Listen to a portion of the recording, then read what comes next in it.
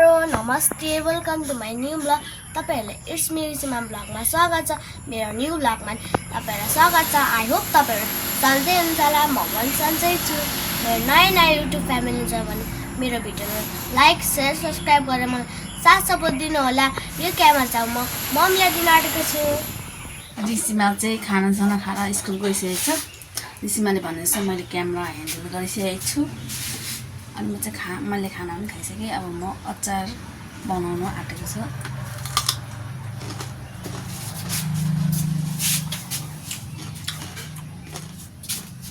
हरियो काक्रा कराम कराम। यो चाहिँ मेरो अचारको रेसिपी। मैले योभन्दा अगाडि पनि बनाएको थिएँ। सायद सबैले हेरिसक्नुभएको छ।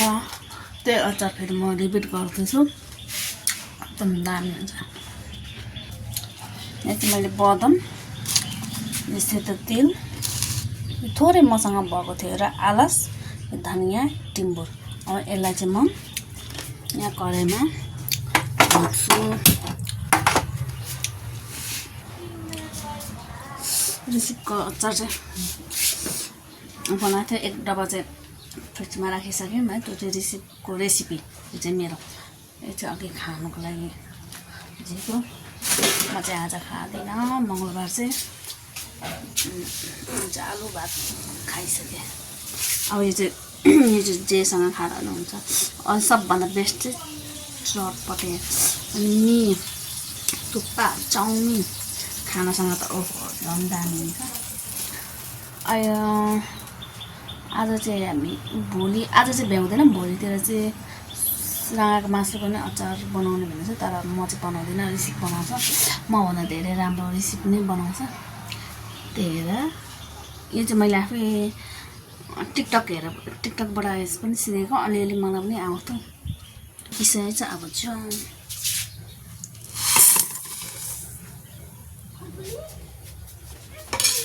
चाउल बनाउँछ।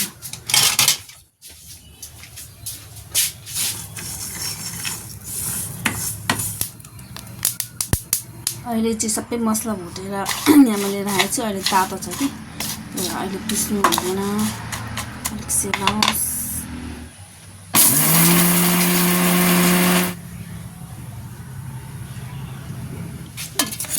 यो सबै पिसेर रेडी छ।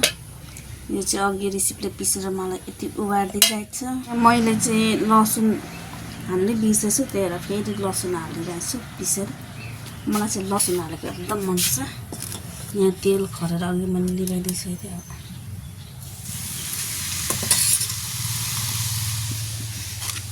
यो पनि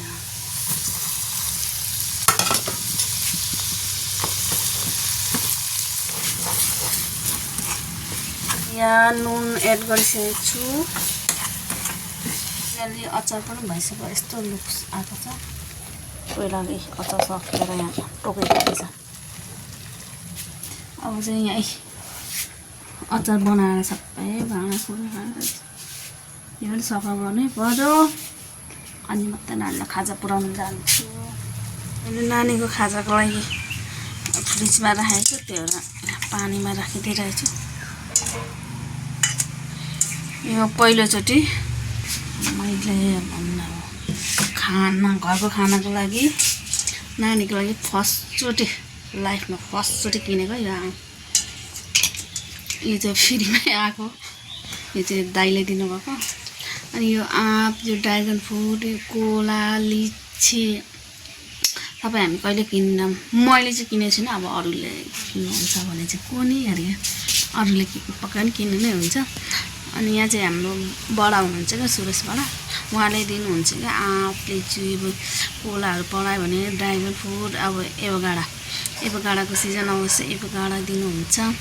अनि मैले चाहिँ कहिले किन्दिनँ। प्रायः हाम्रो घरमा त्यसरी किनेर खाएको छैन। हामीले किन्ने भनेको त्यो स्याउ, अङ्गुर अनि किवी पनि कहिले कहिले रिसिपले ल्याइहाल्छ। अनि के किन्छौँ खरबुजा पनि रिसिपले ल्याउँछ त्यति। अनि अनार किनेर खाने भनेको हामीले यति हो। त्यो पनि नानीको लागि। अरू चाहिँ प्रायः हामी अरू एप्पल के भन्छ यो आँप साप कहिले किन्दैनौँ क्या।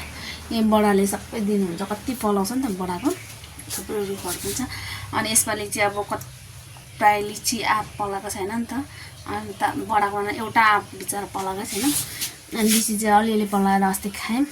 लिची चाहिँ पहिलाभन्दा अलिक कमै खायौँ, तर मैले फर्स्टचोटि यही पालि किनेको आँप 100 रुपियाँको 2 किलो अरे। अनि अब सिजनको फल त खुवाउनै पर्यो है नानीलाई भनेर हिजो 2 किलो ल्याएको थिएँ।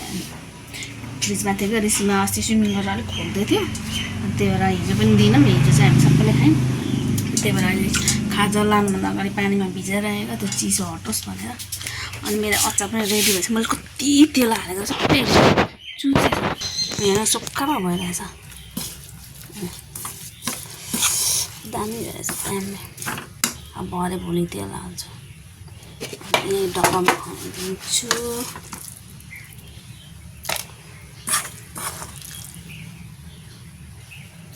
यो चाख्नु पर्यो, यस्तो मिहिनेत गरेर किन खानु।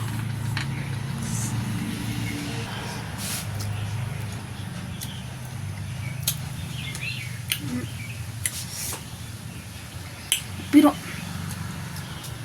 दामी, रेसिपीको भन्दा दामी भएछ। नानीको खाजा एकदम रेडी गरिसकेको छु। अब यसलाई प्याक गरेर जाने हो स्कुलतिर। यसको छोप पनि छैन त,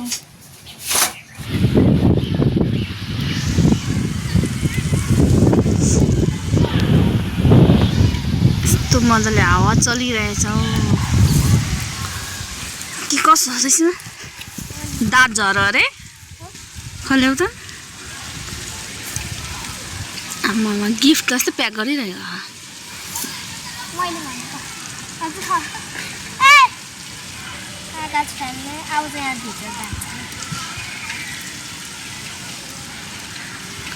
आफै झर के गर्दा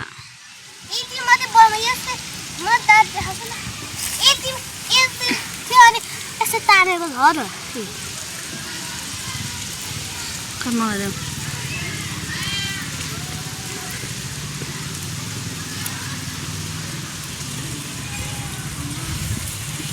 लु खाजा। साथीलाई चाहिँ एकदम ड्रागन फ्रुट मनपर्छ अरे, त्यही ऋषिमाले दिइसकेको छ ड्रागन फ्रुट।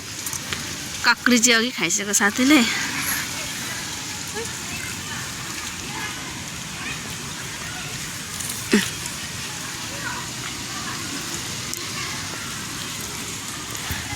कस्तो मजाले हावा चल्दैछ, यस्तो मजाले हावा छ। यस्तो हेल्दी खानेकुरा खानु पाउँदा रहेछ के हुन्छ, हेल्दी होइन ह्याप्पी ह्याप्पी ह्याप्पी पो हुन्छ त हौ। मैले भन्दै थिएँ तिमीलाई पानी दिएको थ्याङ्क यू। तपाईँहरूले मेरो भिडियोलाई अन्तिमसम्म हेरिदिनु भएको होला। आजको भिडियो चाहिँ हामी यहीँ जान्छु। बाई।